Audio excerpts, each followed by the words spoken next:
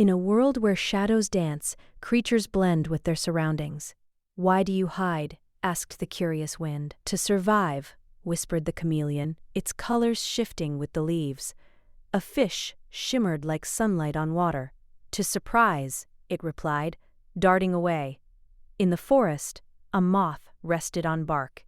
Invisible. "To protect," it murmured, unseen by predators. The wind sighed. "Adaptation is your art." The creatures nodded, knowing their camouflage was their strength. "Embrace your uniqueness," the wind encouraged, "for it is your shield." And so they thrived, hidden yet vibrant, in their secret dance.